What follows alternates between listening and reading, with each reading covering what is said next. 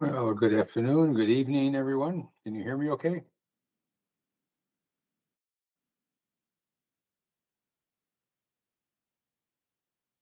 Can anyone hear me okay?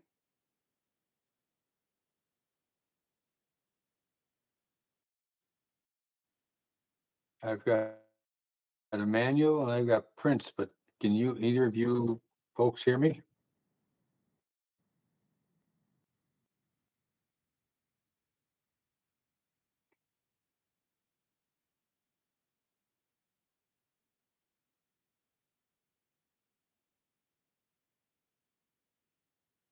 I guess not. I guess is my can anyone hear me okay? Please, I need to know. I can hear you, please. Oh, okay, good. Let's wait about one more, maybe about a half minute, and then we're going to get started.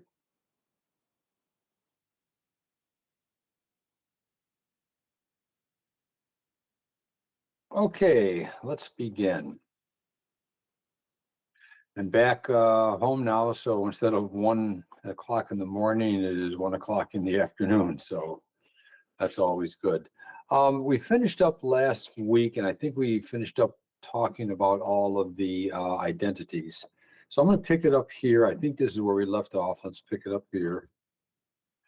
I think we're going to talk about did we didn't start this at all, did we? Did we start the this portion of it? Does anyone remember? I didn't write it down where we left off. Okay, well, we finished talking about the identities and the temporary identities and some of the mobile identities. So the next thing we're going to talk about is the different generations. And this is kind of pretty much a key part now to understanding mobile telephony. First generation, second generation, third, fourth, and today into the fifth generation and soon to be into the sixth generation. So hope I get, this might be from Raphael. Let me just check this 1 second. I'm going to put you on mute. Hold on 1 second.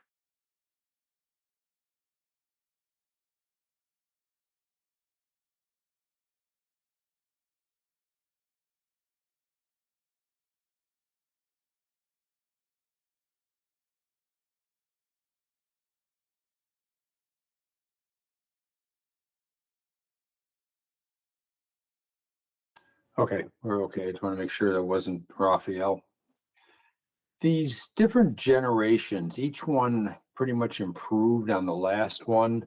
And each one of these roughly follows a decade. The 1980s being what was known as first generation, the 1990s being known what's second generation, and so on. The 2000s, third generation, 2010s, fourth generation, now the 2020s into the fifth generation. Now, not everyone does this lock step. Not everyone just throws one piece of equipment away and puts in another one. There's very much mix and match, and there's different generations out there. There's probably no more first generation. The first generation was just basically to provide mobile voice services. Second generation provided more secure and reliable digital communications, and along with very small amounts of data. Third generation was in the early 2000s. Now people were using their phones for things like web browsing or emails, maybe some picture sharing, not really any video. High-speed data came about in fourth generation in the 2010s, and today it's fifth generation. There's some 5G out there in certain areas, but again, not every area has 5G. So these are the different generations, and I think it's very important to understand what occurred at each one of these generations. So that's what we're going to do now. Let's take a look at 1G up through 5G. We won't spend much time on 1G other than just kind of a historical perspective, just to see how we got to where we're at today. So if you look at these different eras, roughly every 10 years you had a different G. The 1980s was first generation, 1990s was second, third generation was the early 2000s, fourth generation roughly the 2010s, and now 5G. But you notice there were also point releases. So you had Second generation, you had 2.5, generation 2.75, 3, 3.5, and so on. So as before each one became a new generation, there was improvements. Now the group that says what makes a generation, any particular generation, is the ITU, the International Telecom Union.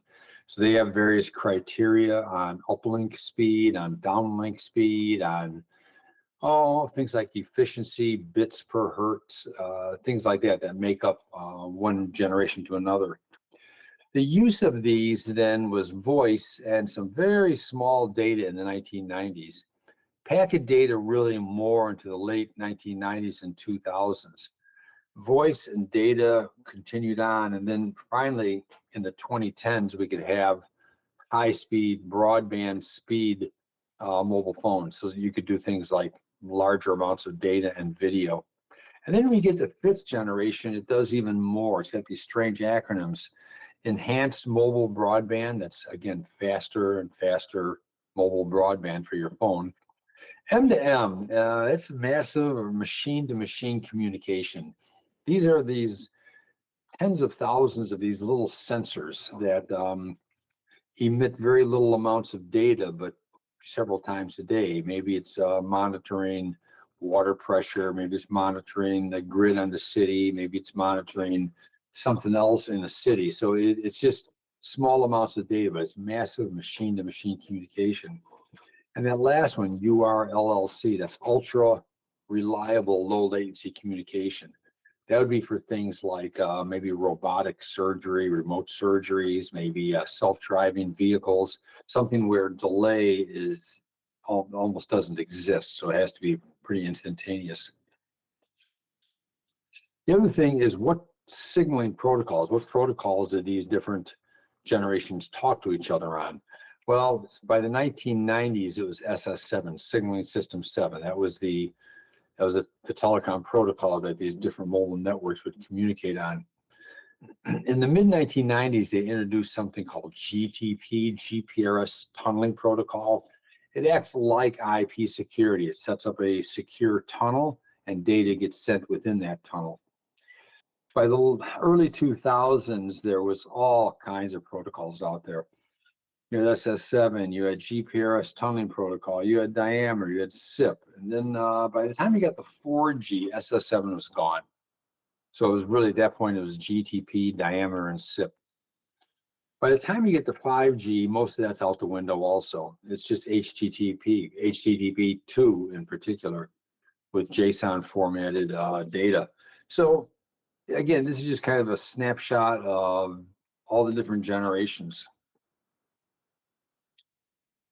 So if you look at first generation systems, it established, it was analog voice, first of all. It was not digitized voice, all analog voice. But it did establish seamless mobility. It did, the initial frequency bands were allocated, which those things, remember, we roughly they lie in the 8 to 900 and some up to the 18 to 2000 megahertz range. Initial frequency, then initial build out of the networks. Most these mobile networks, especially these legacy companies, they build out their network in the 1980s during the first generation.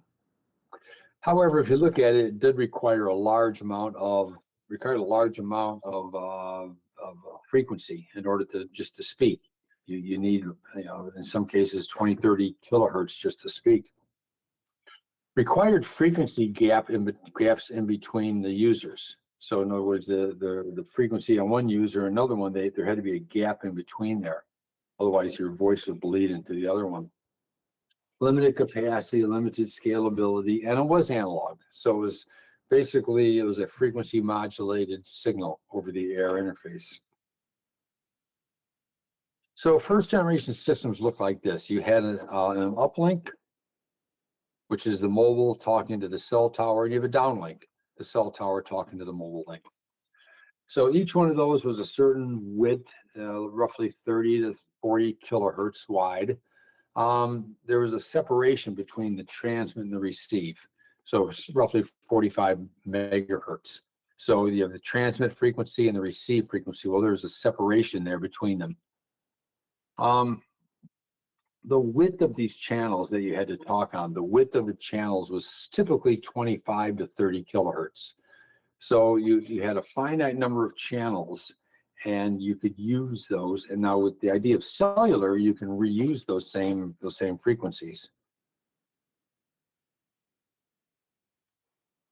But really by the late 1980s, there was motivations for a second generation system. There were several second generation systems in the world, but one that really dominated, and that was the one that came out of Europe. And that was called ETSI. I mean, that was from the European group, ETSI, European Telecom Standards Institute, ETSI. And their system was called Global System for Mobile Communications, GSM. But some of the reasons to go to from an analog to a digital, from an analog first generation to a digital second generation, increased demand. By the end of the century last year, by the late 1990s, it was pretty clear that this was not just a rich person's toy, that everyone had these. So there was certainly that demand put a strain on the network. The other thing that kind of hastened this was digital switching. Digital switching is now common. It wasn't as common back in the early 1990s, late 1980s, but now by the 1990s it was fairly common. Digital radio. Yeah, the radio was digitized for both voice and data. Yeah, early mobile phones, they took a lot of power. So if you had this thing in your person, it just took a lot of power, and the batteries would drain very quickly. So there was a need to improve that, to have better battery life. Need to improve capacity. Instead of just frequency division and multiple access, where everyone is assigned a frequency and you're divided in the frequency domain, with TDMA, you're divided in the frequency range and the time domain. So it's both a frequency division, multiple access, and a time division, multiple access. However, there's a new technology that was kind of on the horizon. It had been developed, and that new technology was called CDMA, or code division multiple access. That was still, at this point, pretty much experimental. It wasn't until 1997, sometime around that time frame, when CDMA became commercially available. Also a need for roaming, a need for texting. So again, these are just some of the motivations for a second generation system. Now, when you take a look at these, we mentioned FDMA, we've mentioned TDMA, we've mentioned CDMA. What exactly is that? Well, with frequency division multiple access, you're assigned two radio channels when you access the system.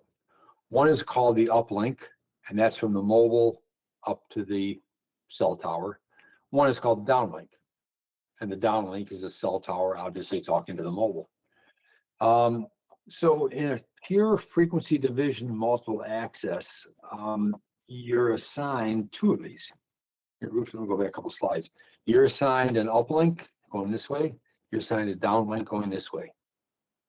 And you're also going to monitor this particular what you have here is for frequency. It's got to be monitored.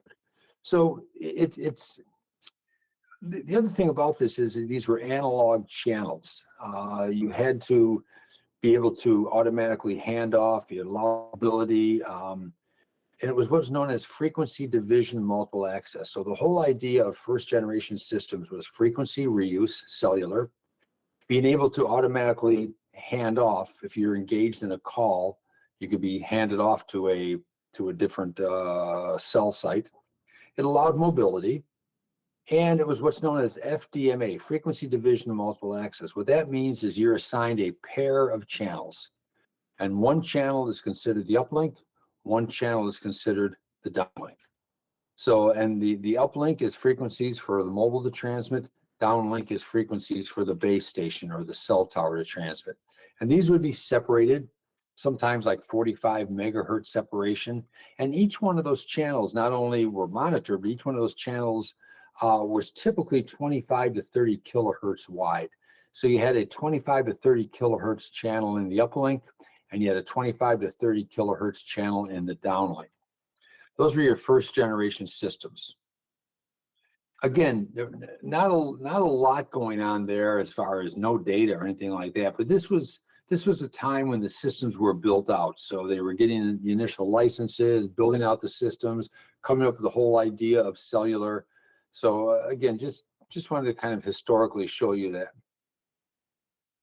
But by the late 1980s, there was a reason for motivations for a second generation.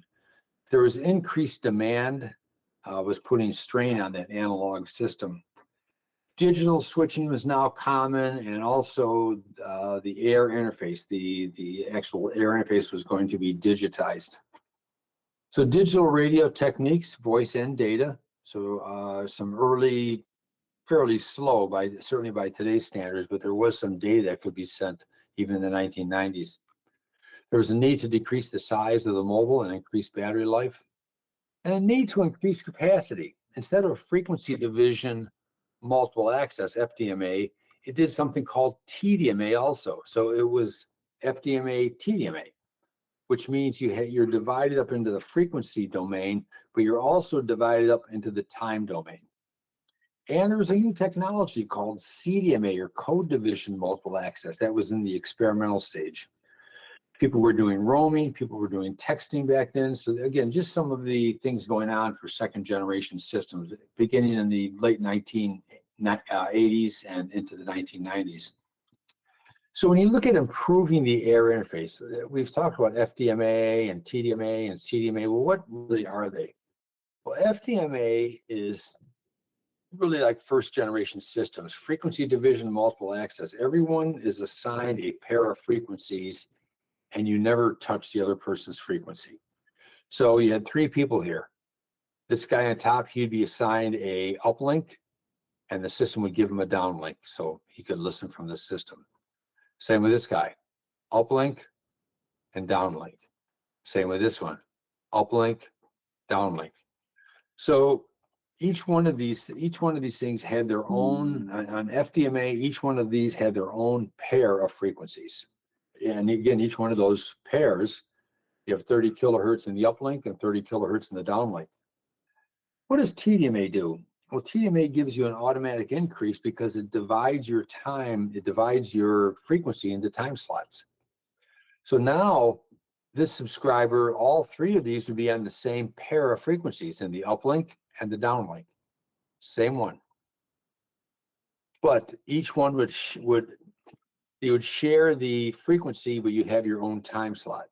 These were fairly short time slots now. This is like 577 microseconds. So it was a very small amount of time.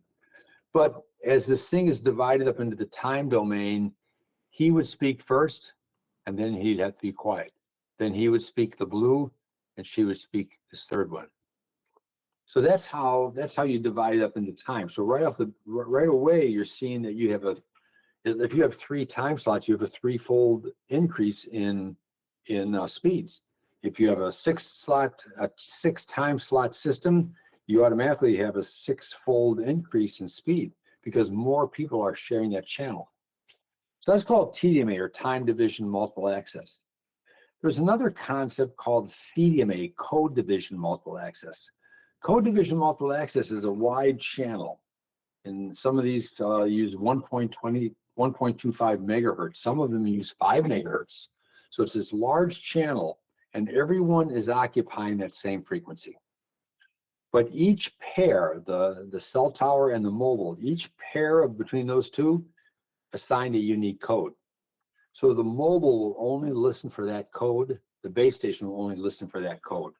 So it's sometimes called noise division multiple access, because you're not dividing up the users in the time domain or the frequency domain.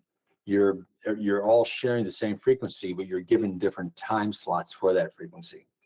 So that's unique codes that says to differentiate users sharing the same frequency band at the same time. So this is FDMA, frequency division multiple access. This is TDMA, or time division multiple access.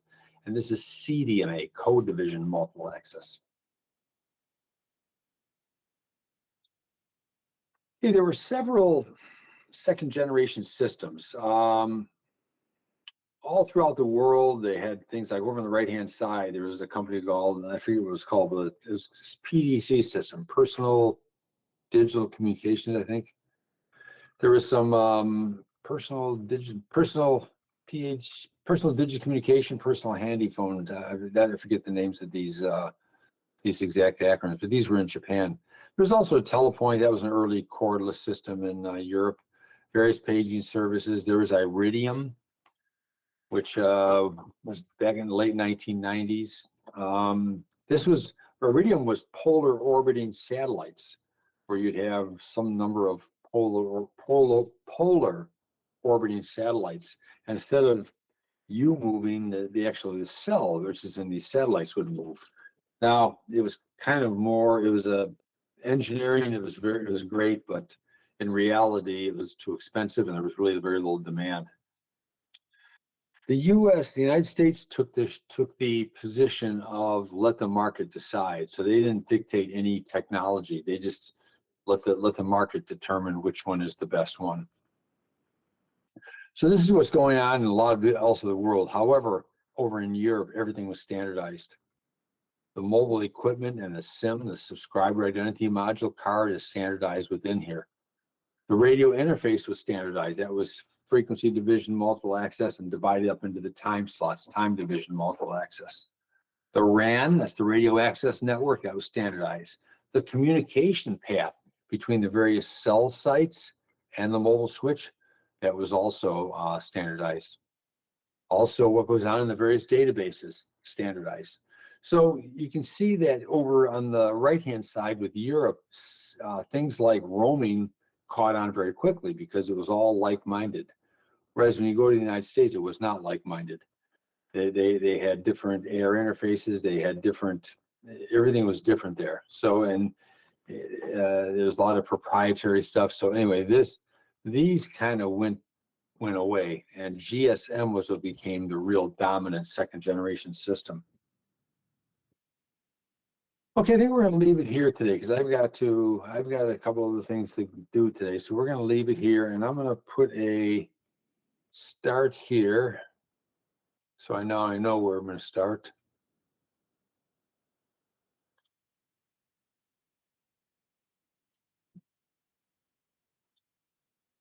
What's next week's date? August.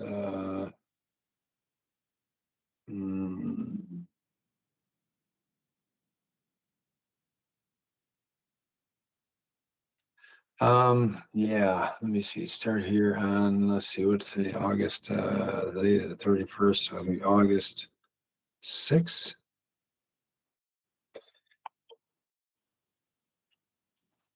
I think here, August 6th. Yeah, I think that's the right date. So we will blow that up here a little bit. Oh, where are we at? Let's make this here.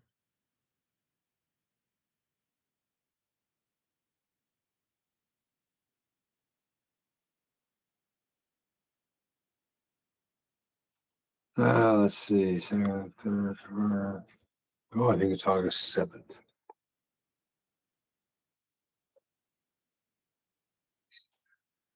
Oops.